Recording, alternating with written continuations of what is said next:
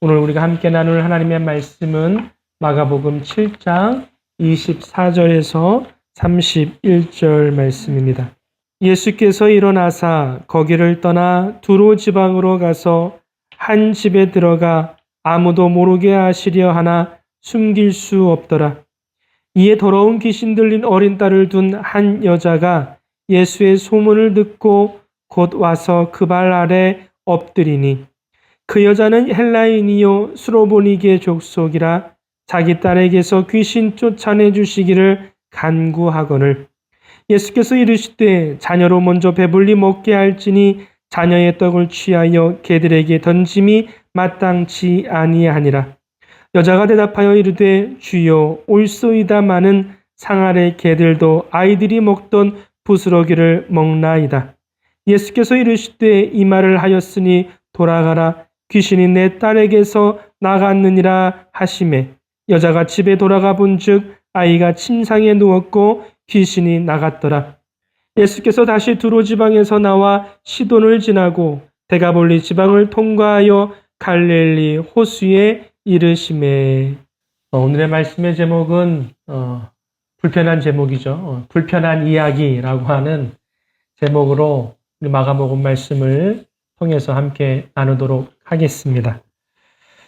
모든 사람이 그렇겠지만 불편한 걸 좋아하는 사람은 아마 아무도 없을 것입니다. 저도 불편한 걸 좋아하지 않을 뿐만 아니라 불편한 것들이 생기면 잘 못 견뎌 하기도 합니다.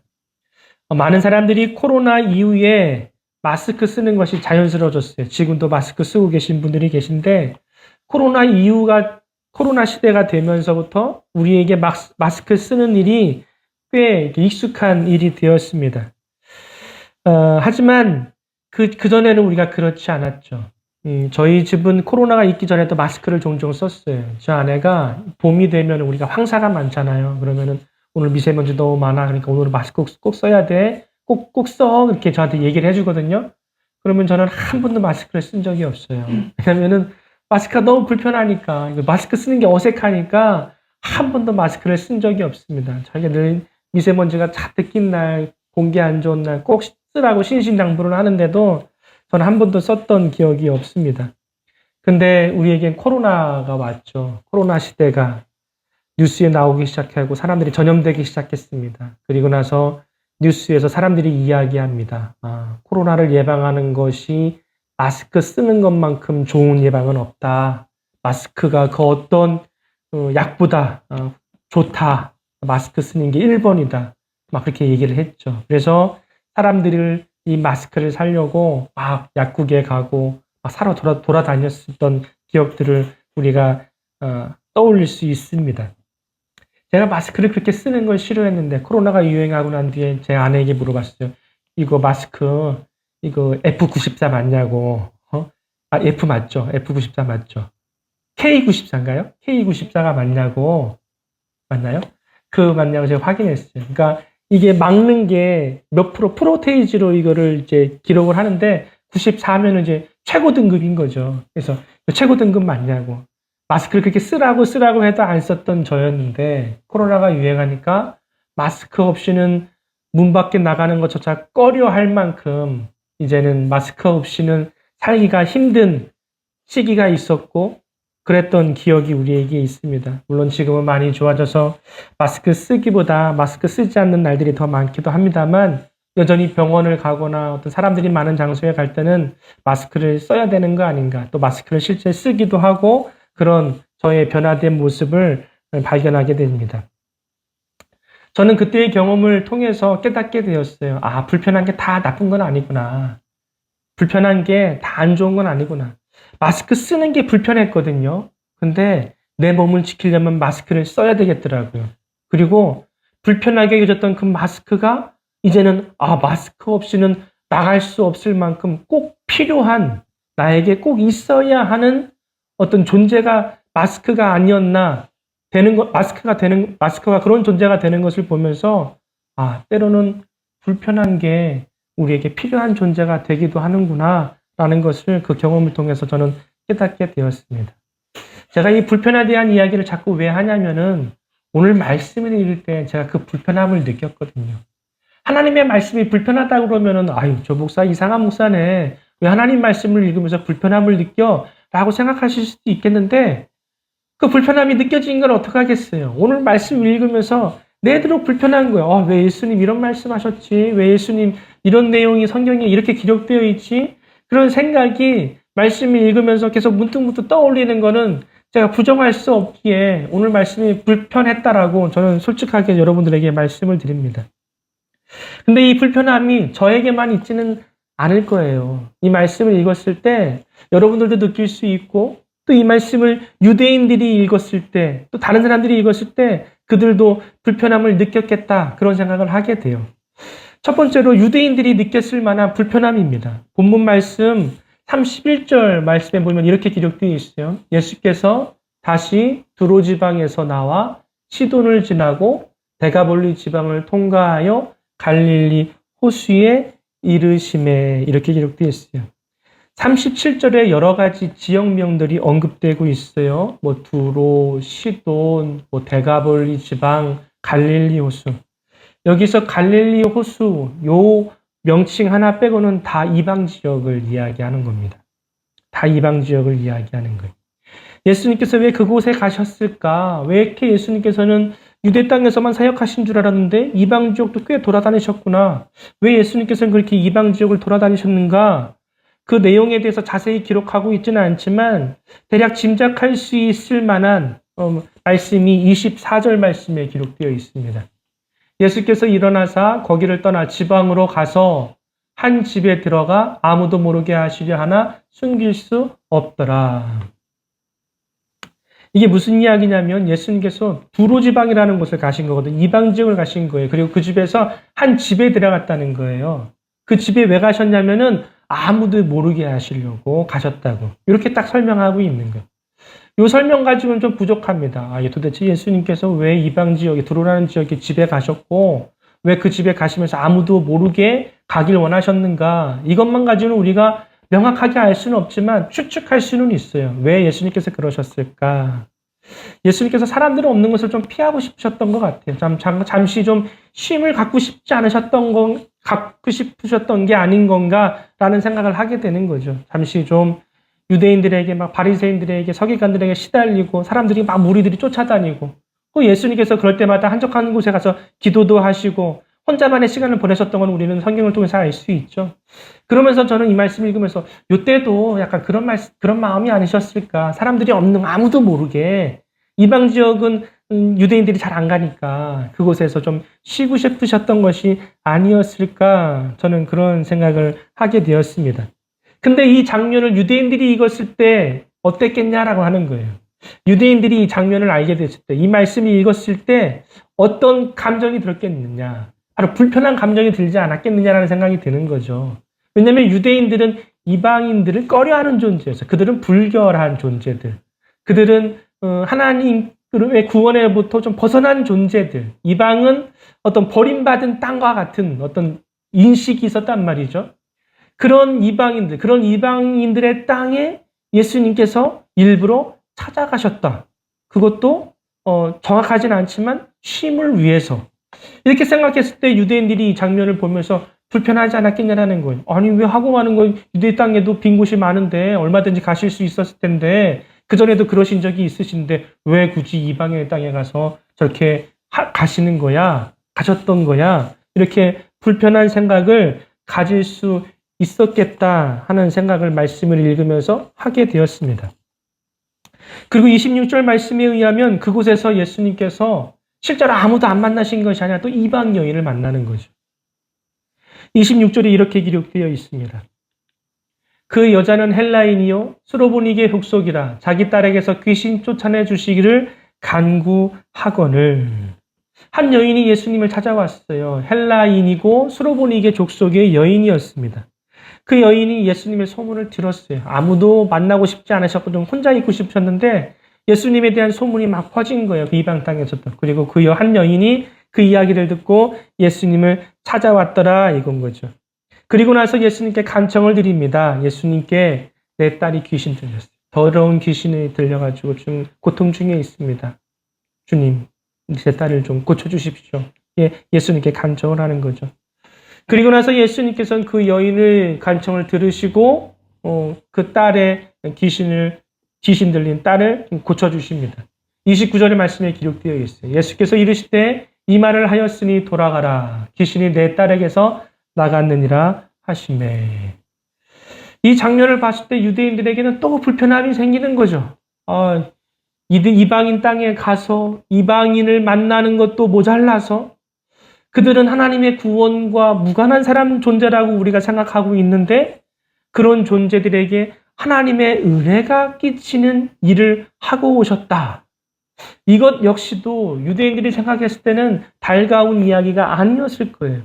하나님의 구원은 우리에게만 임하여야 되는 걸로만 생각을 했는데 그 구원의 은혜가 이방인에게도 임했다고? 유대인들에겐 이건 역시 불편한 이야기입니다. 우리는 불편하지 않습니다만 유대인들은 그 불편함을 느낄 수 있는 사건이었다라고 하는 사실입니다. 지금까지 유대인들이 이 말씀을 읽으면서 불편할 범직한 이 내용들을 여러분들에게 말씀드렸습니다. 근데 저는 이 말씀을 읽으면서 사실 더 불편한 내용이 있었어요. 유대인들이 느꼈을 법한 그 불편함보다 더 큰 불편함을 저는 사실 이 말씀을 읽으면서 느꼈어요. 그건 바로 예수님께서 수로보니게 여인과 나누었던 대화 속의 내용이 바로 그 불편함을 느끼게 했다 하는 사실입니다. 26절과 27절 말씀입니다. 그 여자는 헬라인이요 수로보니게 족속이라 자기 딸에게서 귀신 쫓아내 주시기를 간구하거늘 예수께서 이르시되 자녀로 먼저 배불리 먹게 할지니 자녀의 떡을 취하여 개들에게 던짐이 마땅치 아니하니라. 이 장면에서 예수님께서는 수로보니게 여인을 뭘로 비유했어요? 개로 비유했어요. 개로 비유했어요. 우리나라에도 개가 사용되는 욕이 있습니다. 아주 모욕적이고 아주 심한 욕이죠. 그래서 어떤 분들이 그렇게 생각할 수도 있을 거야. 아마 유대 땅에는 개라는 표현이 우리가 생각하는 그런 안 좋은 표현이 아닐 거야 라고 생각할 수도 있겠지만 아니요, 그렇지 않습니다. 유대인들에게도 개에 비유되는 이야기는 우리가 욕으로 생각하는 그것과 비슷한 의미를 가지고 있습니다. 유대인들은 사마리아인들 혹은 이방인들을 개에 비유해서 많이 이야기했어요. 좋지 않은 의미인 거죠. 아까도 말씀드렸지만 하나님의 구원으로부터 벗어난 존재들, 타락한 존재들, 정결하지 못한 존재들, 그런 대상으로 여겨졌던 것이 이방인이었고 그들을 상징해서 표현한 그 용어가 이 개라는 표현이었던 거죠. 근데 예수님께서 지금 이 수로보니게 여인을 향해서 그 표현을 쓰시는 거예요. 이거를 읽을 때마다 저는 너무 불편한 거예요. 예수님이 어떻게 예수님께서 여인을 향해서 이런 표현을 사용하실 수 있는가? 어떻게 그런 말씀을 하실 수 있는가? 쉽게 이 표현이 받아들여지지 않고 납득이 가지 않는 것이 솔직한 제 심정이었다. 이러면. 더군다나 이 여인의 사정이 어떻습니까? 이 여인의 사정이 어때요? 자신의 딸이 지금 더러운 귀신에 들려 있어요. 그 더러운 귀신으로부터 들려있는 자신의 딸을 낫게 하고 싶은, 회복시키고 싶은 간절한 마음을 가지고 예수님께 나와서 간청드리고 있는 상황이란 말이에요. 어떤 적대적인 상황 속에서 예수님께 맞대응하고 이런 게 아니라 그런 상황 속에서 예수님께서 그런 표현을 했어도 우리가 알고 있는 예수님께서 저런 표현을 사용하셨다라고 생각할 범칙한 표현인데 이 예수님을 향해서 간청을 드리기 위해 나온 그 여인을 향해서 예수님께서 이런 표현을 사용하셨다는 것이 더더욱 저로서는 불편하게 느끼지 않을 수 없었다라는 거죠. 근데 우리 모두가 이렇게 불편하게 여기는 이 상황에 대해서 정작 가장 불편해해야 할 그 여인은 전혀 불편함을 느끼지 않고 있더라는 겁니다.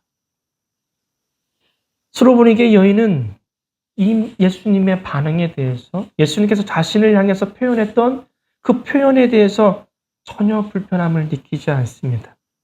오히려 예수님의 말씀에 그 여인은 동조합니다. 28절에 그가 이렇게 얘기합니다.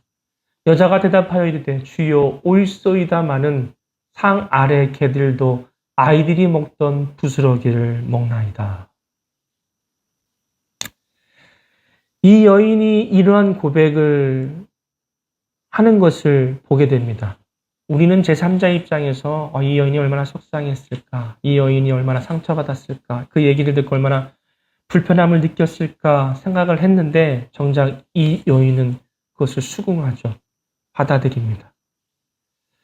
저는 이 말씀, 이 부분을 계속 묵상했어요. 그러면서 제가 어렴풋이 깨달은 건 뭐냐면 이 여인이 예수님 앞에 나올 때 그 마음이 얼마나 간절했는지가 느껴지는 거죠. 이 여인에게는 예수님께 나올 때 내세울 거에 한 개도 없었던 거예요. 자랑할 게 한 개도 없는 거죠. 사실 헬라인, 수로보니게의 여인이라는 것을 통해서 그 여인의 모든 배경을 이야기할 수는 없지만 유대인, 예수님은 유대인이었잖아요. 로마의 식민 지배를 받는 사람이었어요. 하지만 이 헬라인이라는 것, 또 수로보니게의 여인이라는 것은 이 나라적인 위치를 봤을 때 이 유대인보다 훨씬 나은 나라에 속해 있는 여인이었거든요. 쉽게 비교하면은 못 사는 나라 사람한테 가서 잘 사는 사람이 가가지고 부탁하는 거예요. 조아려서 막 이거 해달라고 부탁하는 거예요. 근데 그 상황 속에서 예수님께서 그런 표현을 사용하시면서 그 동물의 표현을 사용하시면서 그 여인에게 반응을 보였던 거죠. 근데도 그 여인은 그것을 수긍하더라 이거죠. 그것이 왜 그렇게 가능했던 걸까? 이 여인이 예수님께 나아갔을 때 자신의 심정이 그만큼 낮은 자의 심정. 그 다른 표현으로 겸손한 모습의 마음을 가지고 나아갔기 때문에 가능했다라는 거예요. 내가 왜 이 이야기를 예수님께서 이 말씀을 하셨을 때 라고 하셨을 때 나는 왜 불편함을 느꼈을까? 저는 그것이 내가 주님 앞에 겸손하지 못했기 때문이 아니었을까 하는 생각을 갖게 되더라는 거죠. 창세기 말씀에 보면은 인간을 흙으로 창조하셨다는 이야기가 나왔어요. 그때 그 흙에 대한 몇 가지의 각기 다른 표현들이 사용되어지는데 이 아담과 하와가 죄를 범하고 나서 하나님께서 말씀하시는 장면이 나오는데 그때 흙이라는 단어가 나옵니다. 거기에 보면은 창세기 3장 19절에 기록되어 있는데요. 내가 흙으로 돌아갈 때까지 얼굴에 땀을 흘려야 먹을 것을 먹으리니 내가 그것에 취함을 입었습니다. 너는 흙이니 흙으로 돌아갈 것이니라 하시니라. 여기서 하나님께서 흙에 대한 말씀을 하시잖아요. 근데 여기서 흙이라는 그 히브리어 어원을 따라가면은 티끌이라는 뜻이, 그러니까 먼지 같은 어떤 의미를 가지고 있는 거죠. 결국은 저 하나님의 말씀 속에서 담겨 있는 우리의 존재는 원래는 먼지 같은 존재였다라는 것을 이야기해 주는 거예요.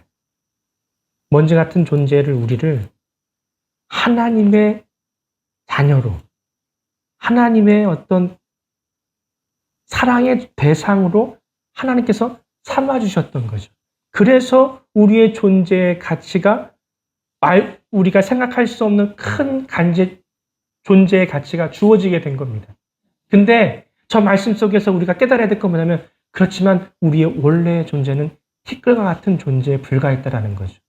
이 두 가지의 사실을 우리가 온전히 깨달을 때 하나님한테 온전히 감사할 수 있고 온전히 겸손할 수 있었던 거예요. 이 여인이 저 내용을 알고 있었을까? 저는 알고 있었지 못했을 거라고 생각을 합니다. 하지만 저 말씀 속에 담겨있는 의미를 이 여인은 그 순간 느끼고 있었던 거죠. 내가 저분한테 나아가는 그 발걸음이, 이 상황이 내가 저분한테 아무것도 내놓을 것이 없고 드러낼 것이 없고 내가 그곳에서 자랑할 것이 없는 아무것도 아닌 존재라고 하는 마음을 가지고 예수님께 나아갔을 때 예수님께서 그 여인을 향해서 이 개라고 하는 표현을 사용하시면서 그 여인이 상처받을 법직한 표현을 사용하셨음에도 불구하고 그 여인이 그것을 아무렇지 않게 받아들일 수 있었던 것은 자신을 그렇게까지 겸손하게 낮췄기 때문이라는 사실을 저는 오늘 말씀을 통해서 깨닫게 되더라 이거입니다. 우리가 하나님 앞에 나아갈 때 우리가 그런 마음이 필요합니다. 우리가 성경을 읽으면서 불편한 게 있고 우리가 신앙생활을 하면서 불편한 것들이 있습니다. 하나님, 내가 하나님을 믿는데 왜 이런 일이 생깁니까? 저 불편합니다. 하나님, 왜 나에게 이런 아픔을 주십니까? 불편합니다. 하나님, 세상은 다 이렇게 살아가는데 왜 우리에게 이렇게 살아가고 말씀하십니까? 저는 불편합니다. 이렇게 말할 때가 종종 있습니다. 하지만 그것은 우리가 하나님 앞에 온전히 겸손하지 못했기 때문에 그런 말을 하는 것임을 저는 오늘 말씀을 통해서 제 자신을 돌아보며 깨닫게 되더라, 이런 거죠. 이 여인은 자신의 딸을 위해서 예수님께 나아갈 때 그런 마음으로 나아갔던 거예요. 그리고 그런 마음으로 예수님께서 어떤 말씀을 하시더라도 그걸 받아들였을 때 예수님께서 그 여인을 향해서 너의 말이 너의 딸을 낫게 했다고 하는 그 말을 하게 하시는 거죠. 29절 말씀입니다. 예수께서 이르시되 이 말을 하였으니 돌아가라. 귀신이 내 딸에게서 나갔느니라 하시매. 예수님께서 그 여인이 그 고백을 듣고 그 말을 통해서 역사하셨음을 그렇게 이야기하고 있는 겁니다. 물론 이 말씀 속에서 예수님께서 여인을 향해서 어떤 그 개라고 표현했던 것은 우리가 생각하는 그 아주 안 좋은 표현은 아니에요. 약간 순화해서 원어적으로 봤을 때는 표현했다고 해요. 하지만 그럼에도 불구하고, 그러니까 이것을 통해서 우리가 알 수 있는 건 예수님께서 그 여인을 막 정말 나쁜 표현을 사용해서 그 여인에게 어떤 상처를 주기 위해서 하신 말씀이었던 게 아니라 이 말씀을 통해서 예수님께서는 그 여인의 그 모습을 드러내고 싶으셨던 목적이 있었다라는 거죠. 겸손의 모습을. 그리고 그 여인은 그 예수님께서 보여주고 싶으셨던 그 모습을 이 여인은 보였던 겁니다. 그리고 나서 예수님께서는 너의 딸에 낫게 되었다는 그 말씀을 29절 말씀을 통해서 우리에게 해주고 있는 거라고 하는 사실입니다. 여러분, 사실 우리가 예수님을 믿는다는 건요, 불편한 일들이 참 많이 있습니다. 예수님의 복음도 사실 불편한 이야기입니다. 고린도전서 1장 22절에서 24절에 보면은 이런 말씀이 기록되어 있습니다. 유대인은 표적을 구하고 헬라인은 지혜를 찾으나. 이 사람들이 찾는 거예요. 유대인은 표적을 구해요. 헬라인은 지혜를 찾아요. 근데 23절에 뭐라고 다니냐면 우리는 십자가에 못 박힌 그리스도를 전하니 유대인에게는 거리끼는 것이요 이방인에게는 미련한 것이로되 오직 부르심을 받은 자들에게는 유대인이나 헬라인이나 그리스도는 하나님의 능력이요 하나님의 지혜니라. 예수님의 십자가 사건은 지혜를 구하고 표적을 구하는 사람들에게는 불편한 이야기였어요. 부끄러운 이야기였고 거북스러운 이야기였죠. 근데 예수님께서는 그 불편한 이야기가 우리를 구원케 하는 은혜의 복음이라는 사실을 그 삶을 통해서 우리에게 십자가의 죽음과 부활을 통해서 우리에게 보여주셨다는 사실입니다. 굉장히 아이러니한 이야기입니다. 주님의 말씀은 불편한 이야기인데 그 불편한 이야기를 우리가 넘어설 때 참된 그 구원의 메시지가 우리에게 다가온다는 이야기인 거죠.